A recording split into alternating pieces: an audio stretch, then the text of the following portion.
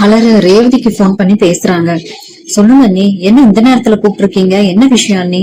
அது வந்து ரேவதி, நான் உங்ககிட்ட ஒண்ணு கேட்கணும்னு தான் போன் பண்ணேன். நேத்து மதியம் என்கிட்ட பேச வந்தப்ப நான் அவகிட்ட ஒழுங்காவே பேசல. அவ ஏதோ மனச கஷ்டப்பட்டு நம்ம கிட்ட ஆறுதலா பேசலாம்னு தேடி வந்தா. ஆனா நான் அவ முகத்து கூட பாக்காம முகத்துக்கு திருப்பிட்டு அங்கிருந்து போயிட்டேன். அவ பேச வரும்போது அப்படி எடுத்தறிஞ்சு பேசினது தப்பான்னு எனக்கு இப்ப என் மனசுக்குள்ள ஓடிட்டே இருக்கு. எவ்வளவு கஷ்டமா இருந்திருக்கும் அவளுக்கு. ஐயோ அண்ணி, அதெல்லாம் விட்டுருங்க. அத நினைச்சு நீங்க ஏன் இப்ப ஃபீல் பண்ணிட்டு இருக்கீங்க? அதெல்லாம் ஒண்ணும் இல்ல அண்ணி, நாங்க பாத்துக்கலாம். மதியம் இப்ப நல்லாதான் இருக்கா, ஒரு பிரச்சனையும் இல்ல. நீங்க மனச குழப்பிக்காதீங்க. இல்ல ரேவதி, மதியம் இப்ப ஓகேவா இருக்கலாம். ஆனா எனக்குள்ள ஏதோ ஒரு குற்ற உணர்ச்சி வந்துகிட்டே இருக்கு. இப்பதான் மதியோட அப்பாவும் இங்க வந்து என்கிட்ட பேசிட்டு போனாரு. பாவம், அவங்க அப்பாவுக்கும் இந்த விஷயத்துல பெருசா எதுவும் தெரியல போல. அவரு ரொம்ப மனசு கஷ்டப்பட்டு பேசிட்டு போனாரு. இத்தனை நாளா நான் மதிக்கு எவ்வளவு சப்போர்ட்டா இருந்தேன். இந்த வீட்டுல அவளுக்கு ஒரு பிரச்சனை வரப்போது நான் அவளுக்கு கண்டுக்காம முகம் கொடுக்காம இருந்தது தப்புன்னு எனக்கே தோணுது ரேவதி. அதான் மனசை போட்டு ரொம்ப வதைக்குது. சரி விடுங்க நீ, நீங்க எதுக்காக இந்த அளவுக்கு ஓரம் யோசிச்சுட்டு ஃபீல் பண்றீங்க? ஒன்னும் ஃபீல் பண்ணாதீங்க. நான் தான் சொல்றேன்ல, மதி இப்ப ரொம்ப நார்மலா தான் இருக்கா. இன்னும் 1-2 நாள்ல அவங்க மாமா வீட்டுல இருந்துட்டு வரட்டும் சொல்லிட்டாரு. அதனால இங்க ஒன்னும் இப்போதைக்கு பிரச்சனை வராது. ஆமா ரேவதி, நீ சொல்றதும் கரெக்ட் தான். ஆனா இங்க அத்தையும் மாமாவும் இருக்காங்களே, அவங்க நடந்த விஷயத்த நினைச்சு நினைச்சு ஓயாம அழுதுகிட்டே இருக்காங்க. வருத்தப்பட்டு வருத்தப்பட்டு சாப்பாடு கூட ஒழுக்கமா சாப்பிட மாட்டேங்கிறாங்க. எனக்கு அதை பார்க்கவே ஒரு மாதிரியா இருக்கு. அவங்க அழுகுறாங்கன்னு சொல்றீங்களே, அவங்க மேலயும் தப்பு இருக்குத்தானே செய்யுது. அவங்களும் கொஞ்சமாவது பொறுப்பா வயசானவங்க மாதிரி நடந்துக்க வேண்டாமா? மதியை எப்படி டார்ச்சர் பண்ணலான்ட்டு இருந்தாங்க. அப்படி பண்ணும்போது மதி மட்டும் எப்படி சும்மா அக்செப்ட் பண்ணிப்பா? மதியோட கேரக்டர் பத்தி நல்லா தெரிஞ்சு அவகிட்ட போய் தேவையில்லாம மோதுனா இது மாதிரி போலீஸ் ஸ்டேஷன் வரைக்கும் போகத்தான் செய்யும். ஆமா ரேவதி, நீ சொல்றதும் நான் இல்லன்னு சொல்லல. ஆனா எல்லாரும் மதியம் மாதிரி இருக்க முடியுமா? என்ன மாதிரியே மதியம் எல்லாத்துக்கும் பயந்து அமைதியா அடங்கி போயிருந்தா அவங்களுக்கும் இந்த வீட்டுல எந்த பிரச்சனையும் இருந்திருக்காது. மதி கொஞ்சம் வித்தியாசமா இருக்கா, யாருக்கும் எதுக்கும் அடங்கி போக மாட்டேங்கிறா. அதனாலதான் அத்தையாலையும் மாமாவாலையும் அவளோட இந்த குணத்தை ஏத்துக்கவே முடியல. அண்ணி, அண்ணனும் என்கிட்ட சொல்லுச்சு, நீங்க மதி பேசுனதையும் நடந்ததையும் நினைச்சு ரொம்ப ஓவர் திங்க் பண்ணி கஷ்டப்பட்டுட்டு இருக்காதீங்க. அப்படியெல்லாம் இல்ல நீ, இந்த உலகத்துல ஒவ்வொருத்தருக்கும் ஒவ்வொரு கேரக்டர். உங்களை மாதிரி மலரா என்னால இருக்க முடியாது. அதே மாதிரி மதி இவளால போல்டா இருக்க முடியாது. ஏன் ரேவதியான என்ன மாதிரி இவங்க 2 பேர்னாலும் இருக்க முடியாது. ஒவ்வொருத்தரோட சுச்சுவேஷனும் அவங்களோட பழக்க வழக்கமும் கேரக்டர் ஒவ்வொரு மாதிரி தானே அண்ணி இருக்கும். அதையெல்லாம் நீங்க போட்டு யோசிக்காதீங்க. மதி அவளோட கேரக்டர் மாதிரி இருக்கா, நம்ம கேரக்டர் மாதிரி தான் வாழ முடியும். புரியுது ரேவதி. இருந்தாலும் மதி இருக்கிற அளவுக்கு போல்டா என்னால இருக்க முடியலங்கிற ஒரு ஆதங்கம் தான். நான் இந்த வீட்டுல எல்லார்கிட்டயும் திட்டு வாங்கிட்டு அசிங்கப்பட்டுட்டே தானே இருக்கேன். இப்ப மதி எவ்வளவு போல்டா ஒரு விஷயம் பண்ணி போலீஸ் ஸ்டேஷன் வரை போய் கம்ப்ளைண்ட் கொடுத்துட்டு வந்திருக்கா. அதுக்கப்புறம் தானே அத்தையும் மாமா அவளை பார்த்து பயப்படவே ஆரம்பிச்சாங்க. இனிமேல் மதிக்கிட்ட ஏதாவது பேசுறக்கோ அவளை டார்ச்சர் பண்றதுக்கோ கண்டிப்பா இவங்க 10 தடவைக்கு மேல யோசிப்பாங்க. ஆனா மலரான நான் அப்படி கிடையாதுல்ல ரேவதி. யாரு வேணாலும் என்னை எப்படி வேணாலும் ட்ரீட் பண்ணலாம், எப்படி வேணாலும் அசிங்கப்படுத்தலாம், பந்தாடலாம் தானே நினைச்சிட்டு இருக்காங்க. சரி சரி அண்ணி, நீங்க பேசுறத பார்த்தா நீங்களும் சீக்கிரமே அண்ணன் மேலயோ இல்ல அம்மா மேலயோ ஒரு போலீஸ் கம்ப்ளைண்ட் கொடுக்க போறீங்க போல இருக்கே. சேச்சா, நீ வேற ரேவதி, மதி ஒரு கம்ப்ளைண்ட் கொடுத்ததுக்கே எங்க அத்தையும் மாமாவும் அழுது புலம்பிட்டு இருக்காங்க. நானெல்லாம் அந்த மாதிரி காரியத்தை கனவுல கூட நினைக்க மாட்டேன்.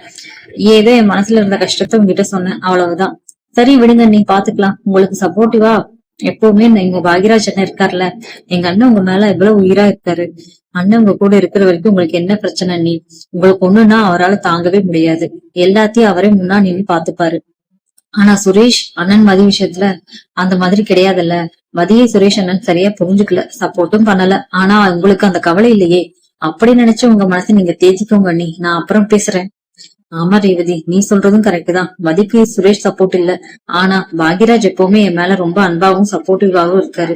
எனக்கு ஒண்ணுன்னா அவரால் தாங்கவே முடியாது. ரொம்ப தேங்க்ஸ் ரேவதி, மனசு கொஞ்சம் லேஸ் ஆயிடுச்சு.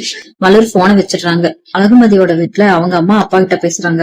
என்னங்க, என்னாச்சு? ஏன் முகம் ஒரு மாதிரியா இருக்கு? சம்பந்தியோட வீட்டுக்கு போயிட்டு வந்தீங்களே, அங்க நம்ம பொண்ணு மதி எப்படி இருக்கா? மாப்பிள்ள அவளை நல்லபடியா கூட்டிட்டு போனாங்கன்னு தானே சொன்னீங்க.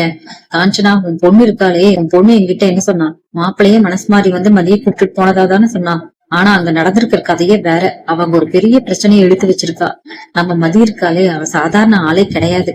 கொஞ்சம் கூட எதையும் யோசிக்கிறதும் இல்ல, தன் வாழ்க்கையை பத்தி அவளுக்கு அக்கறையும் இருக்கிறதா எனக்கு தெரியல. என்னங்க இப்படி சொல்றீங்க? மதியங்கிட்ட அப்படி எதுவும் சொல்லலையே.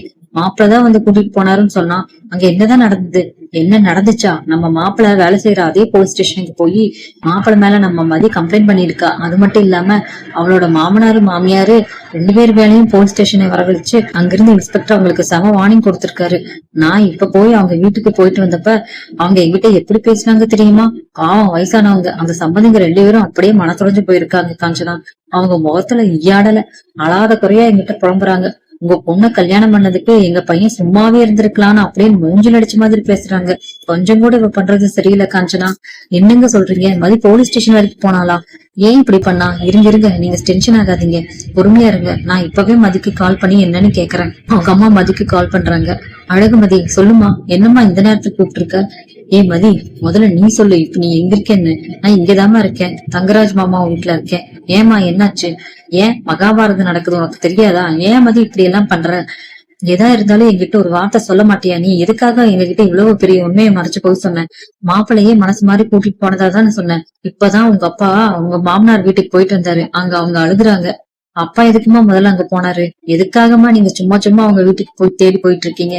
நீங்க அங்க தேடி போய் அவமானத்தையும் அசிங்கத்தையும் பாக்குறதுனால உங்களுக்கு அப்படி என்னதான் சந்தோஷமோ தெரியல.